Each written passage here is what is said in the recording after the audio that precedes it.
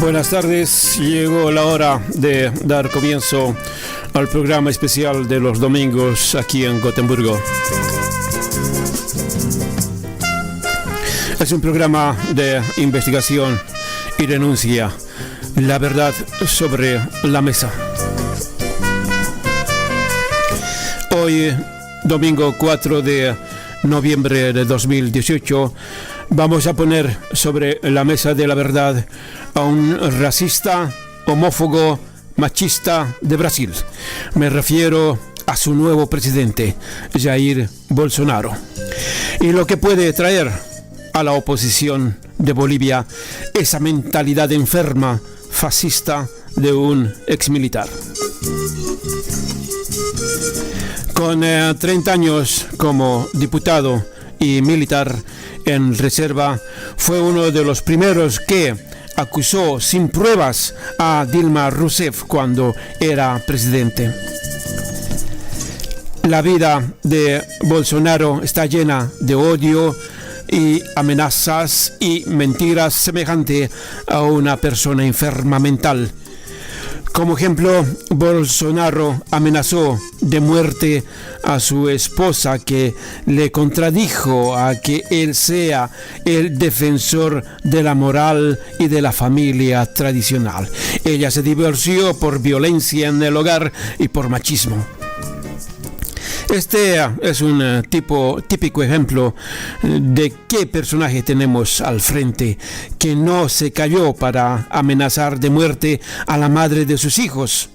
Y habló también de sus hijos y dijo que sería incapaz de amar a un hijo homosexual. Prefiero que un hijo mío se muera en un accidente a que aparezca con un bigotudo por allí. Otro ejemplo más de la estupidez de Bolsonaro, y dijo que el gran error de la dictadura fue torturar y no matar. Mis hijos no tendrán nunca una novia negra porque han sido bien educados. Bueno, eso es Bolsonaro. Y además, esto es una parte de la colección de estupideces de Bolsonaro, que puso en hastio y vergüenza a una parte de Brasil, porque la otra parte celebra como si fueran campeones de fútbol. Para unos es una pesadilla, para otros un milagro, para otros es un fantasma y recuerda la dictadura, y para otros es un Mesías que vino a Brasil para salvar de la corrupción y de la violencia. Y hay muchas preguntas que el tiempo nos responderá. ¿Cómo y qué propuestas económicas tiene entre manos para salvar al Brasil? Las empresas privadas y los grandes monopolios entrarán en auge. A las grandes élites también les darán paso. Todos estos están justificados. El miedo y la pesadilla de la mitad del Brasil. Escuchemos al mismo Bolsonaro en su primer saludo después de saber que ganó las elecciones en Brasil. Lo que ha ocurrido hoy en las urnas no es la victoria de un partido, sino la celebración de un país por la libertad. El compromiso que asumimos con los brasileños es crear un gobierno decente, comprometido exclusivamente con el país y con nuestro pueblo. Y yo garantizo que así será. Nuestro gobierno estará formado por personas que tengan el mismo objetivo que los que me están escuchando en este momento, el de transformar nuestro Brasil en una nación grande, libre y próspera. Pueden estar seguros de que vamos a trabajar día y noche para conseguirlo. Una cosa es cierta, después de escucharlo a este desequilibrado, sin dudas que nada bueno saldrá de sus manos.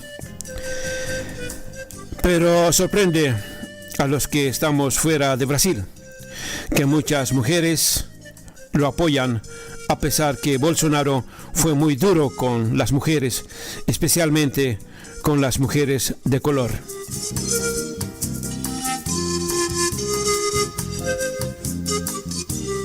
Y familias pobres de las favelas, porque el fervor religioso de una parte de la Iglesia Católica y todas las iglesias evangélicas de todas las religiones apoyan a Bolsonaro, porque está en contra de la homosexualidad, del aborto y el respeto de la familia tradicional, entre comillas.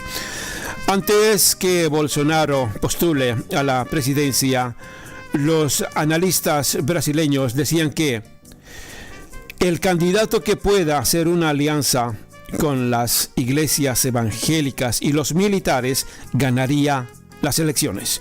Y apareció el loco de Bolsonaro y ganó. Ahora lo llaman el Donald Trump tropical. Parte de su propuesta económica es ya la conocida privatización, que fue bien acogida por las grandes corporaciones mundiales, por los mercados y de países con gobiernos de derechas, y también por los recortes en lo público, como los bonos a diferentes sectores de bajos recursos, medidas económicas neoliberales. Veremos si parte de ellas las pone en práctica su ministro de Economía, que no será otro que Pablo Guedes, más conocido como uno de los Chicago Boys. Ahora es la gran duda si funcionará la mano dura de un dictador como Pinochet en todos estos sectores, o tendrá que hacer acuerdos, porque suspender el bono económico a las familias pobres, que son la mayoría de Brasil, sería como pegarse un tiro a sí mismo.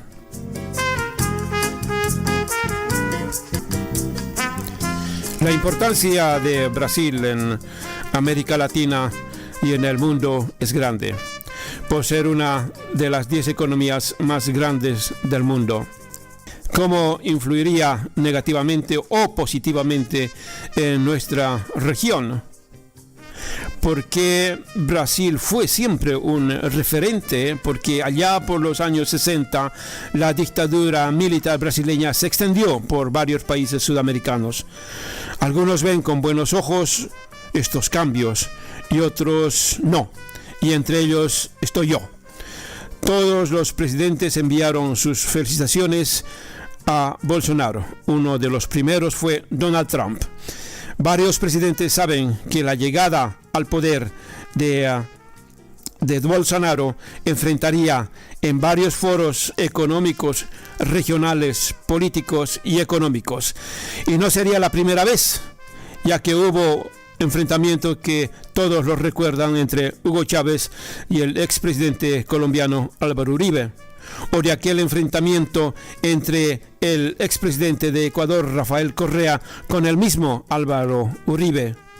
Esperemos que ahora no se tenga que llegar a estos enfrentamientos entre países hermanos de la región.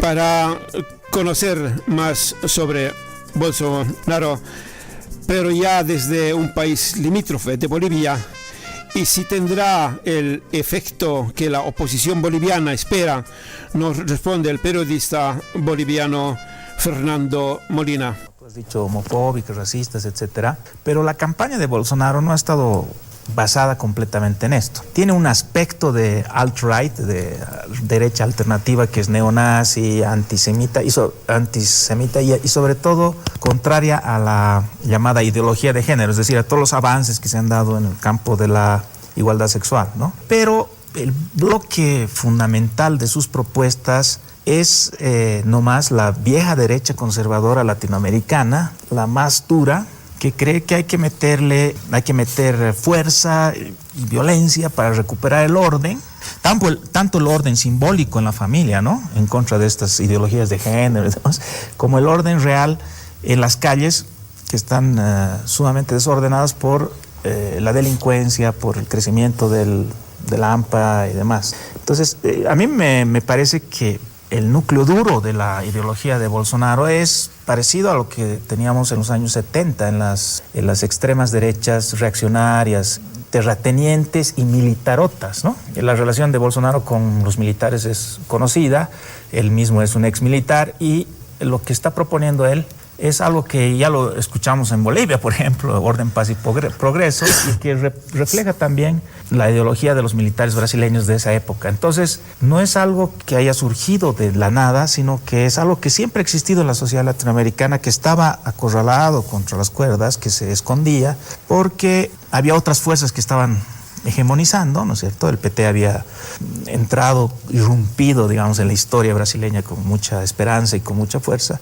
Y en general la democracia representativa era el espacio, el escenario en el que creíamos todos, como el espacio de resolución, en fin. Entonces creíamos en el multiculturalismo, lo políticamente correcto. Había todo un ambiente durante los años 90 y los principios de los 2000 que impidió que esta derecha que existía, sin embargo, se manifestara y se articulara, ¿no?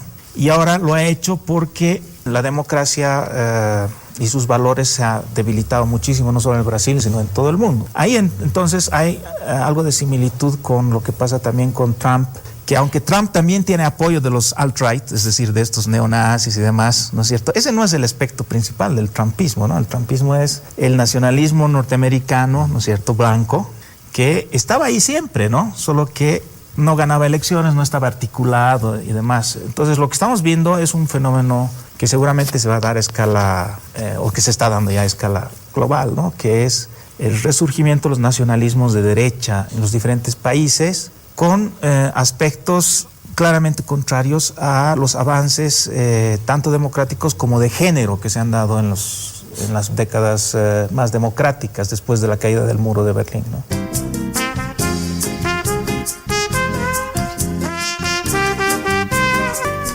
Hay una tendencia de volver a los años 70, nos dice Molina, a los años de las dictaduras militares, y para eso Bolsonaro tiene su verdadero núcleo de poder, y los que votaron por Bolsonaro ya lo sabían, que elegirían a una aberración de la democracia, que jamás administró ni siquiera un carrito de vendedor de helados.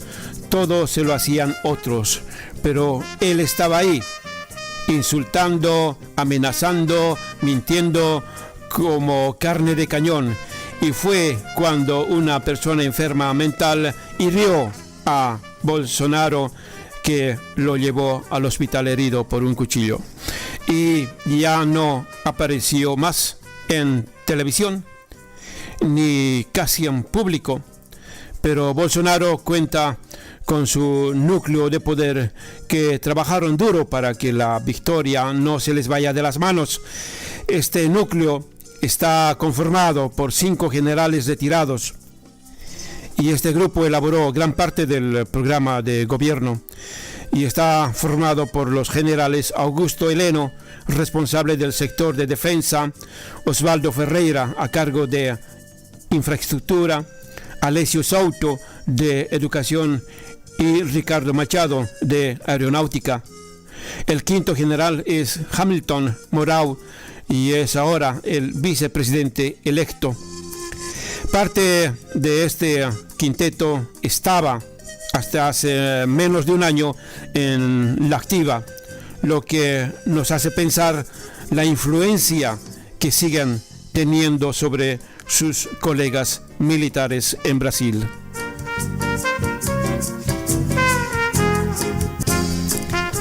Ahora todo lo que se sabe sobre Bolsonaro y de lo que haría en realidad cuando sea posicionado como presidente está en dudas.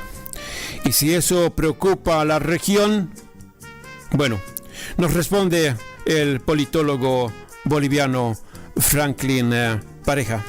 Bueno, todo hace prever que por la línea discursiva que mantiene nos tenemos que preocupar, porque es abiertamente una persona que no se corta en nada cuando tiene sus manifestaciones con respecto a los temas de la mujer, con respecto al tema de los matrimonios de homosexuales, todas estas conquistas que se han ido dando, no en Brasil, en la humanidad. Pero hay una diferencia en la disputa electoral, en términos ya técnico-jurídicos. Bolsonaro está limpio. O sea, el PT está completamente lastrado en corrupción, y entonces había una disputa donde todo el foco de atención para atacar a Bolsonaro ha ido en esa línea que tú dices, cosa que no es que ha sido la línea discursiva de la campaña. En eso no ha sido así. Esto es lo que fue Bolsonaro, porque también es un diputado de 28 años, o sea, en términos de política tiene una gran cantidad de recorrido.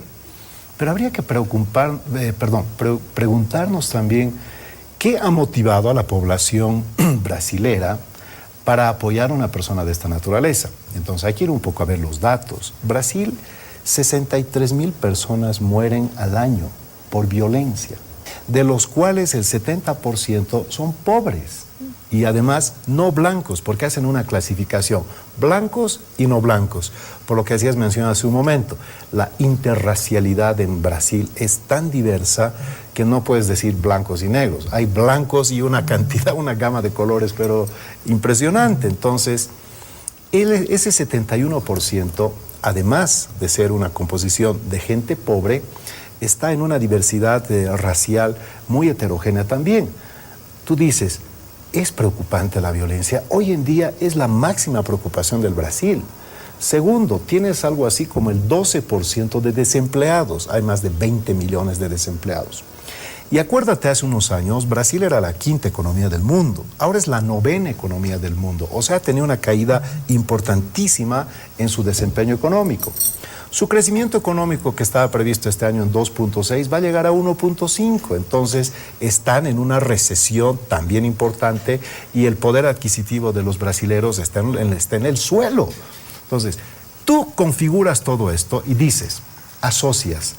¿Y quiénes son del otro lado los que nos están ofertando la alternativa de la continuidad de las políticas sociales? El PT. Más de 180 personas del PT están en la cárcel por el problema de Lavallato. O sea, no es Lula solamente. Lula es la cara visible. Pero es la cara visible, obviamente, que quizás otro hubiese sido el cantar si Lula fuera candidato también. Porque está claro que Lula han hecho todos los esfuerzos por sacarlo del ruedo político, y con Lula hubiera sido quizás diferente. Pero no tan diferente como pensamos, porque los problemas estructurales se están dando. Pero veamos algunos ejemplos para entender cómo también reacciona el comportamiento de la sociedad. En Filipinas, yo siempre lo asocio más a Duterte que a Trump, porque yo lo veo más Duterte que Trump a Bolsonaro, pero además por un fenómeno en particular, la violencia. En Filipinas la violencia se desbordó. El narcotráfico creció de una forma exponencial. El mismo fenómeno se ha dado en el Brasil. Gran parte de la violencia está asociado al narcotráfico, que ha crecido exponencialmente todo este tiempo. ¿Qué hacía Duterte cuando era gobernador? Él personalmente ha ido a tomar medidas de facto y él se ufana inclusive de sus acciones delictivas, porque prácticamente ha reconocido que hasta ha matado gente. Y sin embargo la población lo apoyó, porque ante la debilidad del Estado lo que la gente busca es efectividad. Y entonces es cierto, nosotros viendo desde un prisma externo decimos, caramba, pero este es un misógino, pero es un homófobo, pero otra cosa es estar ahí en ascuas cuando la violencia se ha desbordado, cuando tus oportunidades se han reducido y cuando ves de pronto a un loco, pero que parece que tiene buenas intenciones. Entonces es un razonamiento mucho más simple. ¿Cuán grave podría ser esto? Pero espero que esto haya sido más discurso, porque otra cosa es cuando ya entras a la fase de gobernar. Yo lo que le he escuchado decir el día de hoy, antes de venir al programa a Bolsonaro, es que va a nombrar y se va a rodear de un equipo técnico de primer nivel para la economía, para este tema, y además mencionó también las políticas sociales.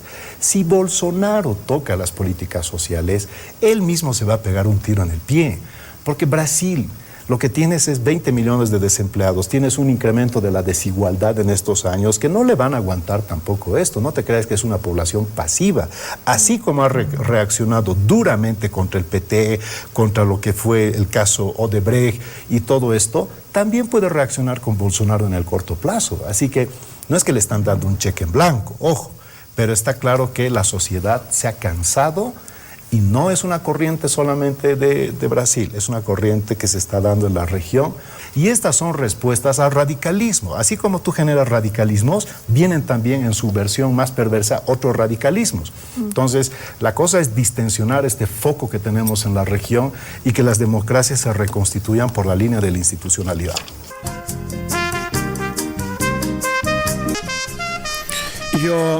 Yo personalmente no creo que el garrote sea la solución para la violencia en Brasil.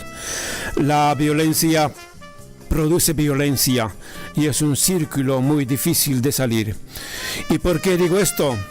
Es viendo la política militar de aniquilamiento al narcotráfico y violencia que pusieron en práctica varios gobiernos en México. ¿Y a qué se llegó? A que la violencia aumente más y el narcotráfico también. Va a ser muy interesante cuando el nuevo gobierno de México de Manuel López Obrador practique la política del amor y entendimiento, como él mismo lo dice, en respuesta a todos los que hicieron sus antecesores. Pero no solo la promesa del garrote y las balas hicieron que ganara Bolsonaro. Las redes sociales jugaron también un papel muy importante. Y para la victoria de Bolsonaro, en las redes nos explica más el argentino Matías Casiaboya del Centro Latinoamericano de Análisis Estratégico. Hablamos de un candidato atípico, ¿no? Que utilizó el poder blando de las redes sociales para igualarse a la gente común, ¿no? A la gente de a pie. Y su discurso racial, su discurso xenófobo, no es extraño en el Brasil. Es un país con un pasado esclavista, un país culturalmente de mucha violencia cultural, ¿no? Y los medios de comunicación tradicionales abonaron esa matriz cultural en muchos sentidos, y simplemente Bolsonaro realizó políticamente esa victoria en términos electorales, ¿no? Por supuesto. Y las redes sociales son un fenómeno que ha llegado para quedarse, es parte del poder blando. Pensemos que Bolsonaro tuvo la particularidad de celebrar su victoria electoral ahora en segunda vuelta solo a través de Facebook. Facebook subordinó la transmisión del discurso de victoria de Bolsonaro a redes tan potentes como Globo, ¿no? 30 millones de personas vieron en vivo el discurso de Bolsonaro del triunfo y tuvo 180.000 compartidos, ¿no? Eso en términos de rating es posiblemente muy superior a lo que incluso la propia Globo podría llegar a conseguir, ¿no? Y con un mensaje de baja calidad de imagen, todo un discurso que igualaba a Bolsonaro en esta idea que el informe también recién lo comentaba, en esta idea de es un candidato de la gente, ¿no? Y realizando políticamente lo más complicado del discurso cultural de Brasil. Es realmente llamativo.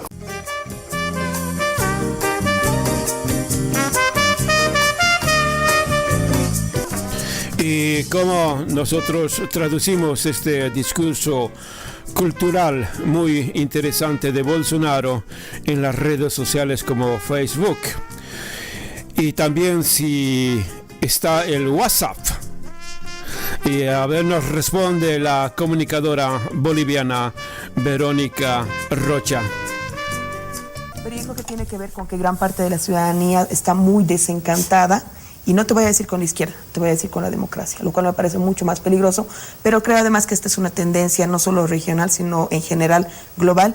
Y un tema más, creo que la victoria de Bolsonaro está plenamente asociada a algo que está siendo global y que está siendo muy fundamental en esta nueva tendencia de desencantarte, por lo menos con algún tipo de democracia, que es la que conocemos y probablemente la que practicamos, que tiene que ver con las tecnologías. Un dato que no es menor es que de estos 200 millones de brasileros y brasileras, 120 millones tienen acceso al WhatsApp. Es el segundo país del mundo que tiene acceso al WhatsApp, y han tenido una campaña que yo no creo que pueda llegar a ser estudiada a detalle cómo ha funcionado el tema de la desinformación en los temas de WhatsApp. Así que creo que ese tema de las campañas cada vez más crudas de jugar con la emocionalidad, de destruir toda la imagen que se tiene de la democracia, de mentir sin sonrojarse, de disparar trolls, de crear imágenes de país que no son tales, de mentir, que si bien siempre existió históricamente dentro del marketing político y la comunicación política,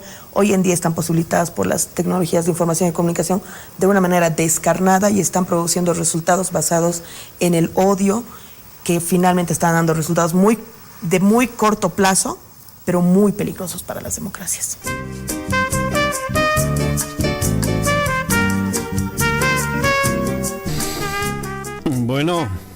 Bueno, esto, lo que acabamos de escuchar, nos lleva directamente a recordar cuando Evo Morales perdió por un punto las últimas encuestas sobre su repostulación. Ahí las redes sociales y los medios de comunicación de la derecha boliviana le fabricaron un hijo que nunca tuvo, una tremenda falacia donde los autores están en la cárcel o huidos del país. O sea que ya tenemos experiencia sobre cómo actúan las redes en favor o en contra de un candidato.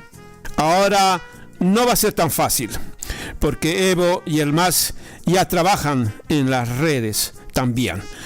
Y nos queda a nosotros no hacernos engañar con falsos profetas como Carlos Mesa u otro desequilibrado de la falange boliviana radicada en Santa Cruz. Nos explica más en detalle el periodista boliviano Fernando Molina. Bueno, la Revolución Ciudadana es una forma de roturar la oposición a los movimientos sociales del MAS, ¿no?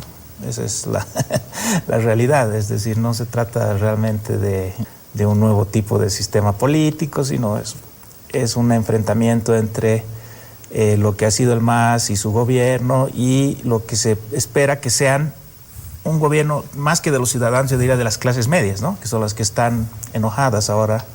Ahora, dentro de eso hay de todo. Yo creo que hay mucha gente muy valiosa que cree realmente en la democracia, que está molesta por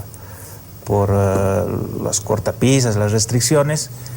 Y hay, evidentemente, sectores que son la misma derecha del Brasil, ¿no es cierto? La misma derecha boliviana. Es decir, el falangismo, que no ha desaparecido. El falangismo se ha camuflado, se ha quedado por ahí, pero está ahí, ¿no? Y lo vemos de vez en cuando en episodios de racismo, en episodios de violencia, ¿no? No es casual tampoco que sea principalmente en el oriente, donde siempre el falangismo ha sido más fuerte, que es una derecha católica, por lo tanto contraria a esto que ven como el caos de las sexualidades, ¿no es cierto? Es una derecha del orden, de la fuerza, y es una derecha que piensa que su peor enemigo es el socialismo, ¿no?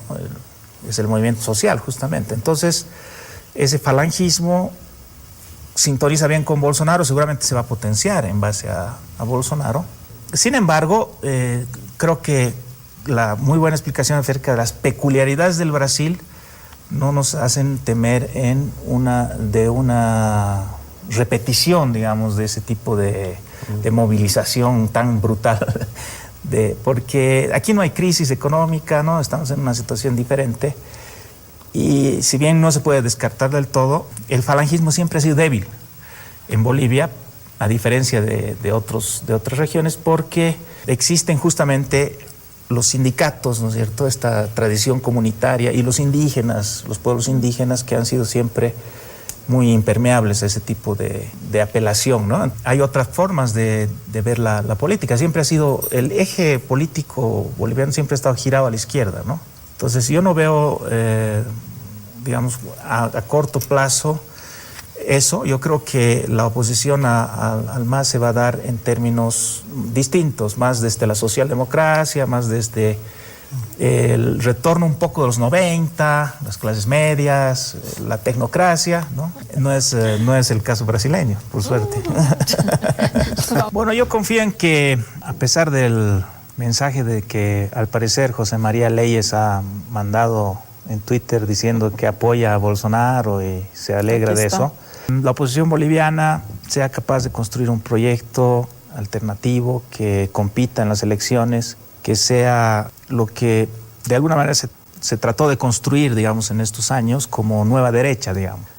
A partir de la democracia, a partir de los logros en derechos humanos y en otros campos de la propia izquierda, y con una perspectiva, por lo tanto, capaz de sacarnos del viejo péndulo entre izquierda, que gobierna o que trata de tomar el poder, y luego esta derecha falangista de la que he hablado, ¿no? Que es totalmente retrógrada, ¿no? Entonces yo tengo la esperanza de que en estas elecciones en Bolivia encontremos que todavía el camino alternativo es fuerte en nuestro país, a diferencia de lo que ha ocurrido en el Brasil.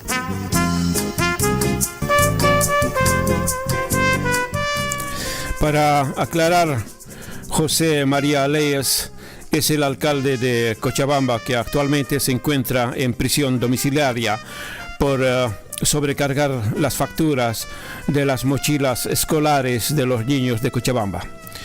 Y es el brazo derecho de Rubén Costas, posible candidato a la presidencia por los demócratas de la derecha y oposición boliviana.